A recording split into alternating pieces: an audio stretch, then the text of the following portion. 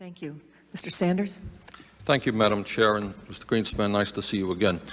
Mr. Greenspan, I have long been concerned that you are way out of touch with the needs of the middle class and working families of our country, that you see your major function in your position as the need to represent the wealthy and large corporations. And I must tell you that your testimony today only confirms all of my suspicions, and I urge you, and I mean this seriously, because you're an honest person. I think you just don't know what's going on in the real world.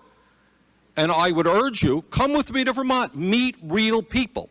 The country clubs and the cocktail parties are not real America.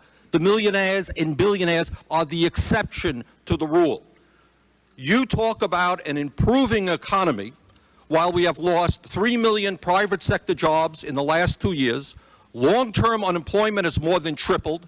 Unemployment is higher than it has been since 1994.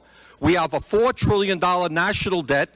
1.4 million Americans have lost their health insurance. Millions of seniors can't afford prescription drugs. Middle-class families can't send their kids to college because they don't have the money to do that. Bankruptcy cases have increased by a record-breaking 23%. Business investment is at its lowest level in more than 50 years. CEOs make more than 500 times of what their workers make. The middle class is shrinking. We have the greatest gap between the rich and the poor of any industrialized nation, and this is an economy that is improving. I hate to see what would happen if our economy was sinking. Now, today, you may not have known this. I suspect that you don't, but you have insulted tens of millions of American workers. You have defended over the years, among other things, the abolition of the minimum wage, one of your policies, and giving huge tax breaks to billionaires. But today you reached a new low, I think, by suggesting that manufacturing in America doesn't matter. It doesn't matter where the product is produced. We lost 2 million manufacturing jobs in the last 2 years alone, 10% of our workforce. Walmart has replaced General Motors as the major employer in America, paying people starvation wages rather than living wages, and all of that does not matter to you. Doesn't matter. If it's produced in China, where workers are making 30 cents an hour, or produced in Vermont, where workers can make 20 bucks an hour, it doesn't matter. You have told the American people that you support a trade policy which is selling them out, only working for the CEOs who can take our plants to China, Mexico, and India. You insulted Mr. Castle. Mr. Castle, a few moments ago, a good Republican, told you that we're seeing not only the decline of manufacturing jobs, but white-collar information technology jobs. Forrester Research says that over the next 15 years, 3.3 million U.S. service industry jobs and 136 billion in wages will move offshore to India, Russia, China, and the Philippines. Does any of this matter to you?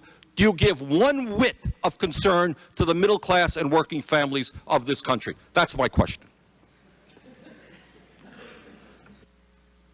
Congressman, we have the highest standard of living in the world. No, we do not. You go to Scandinavia and you will find that people have a much higher standard of living in terms of education, health care, and decent paying jobs. Wrong, Mr. Greenspan. May I answer your question? You sure may. Thank you.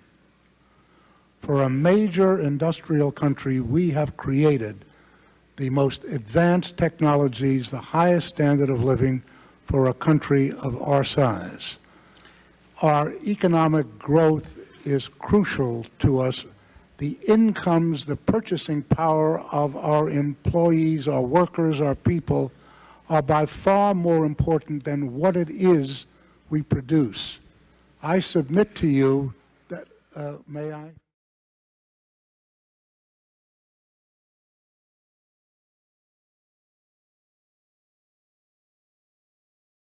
And what I'm saying to you is, yes, I found a flaw.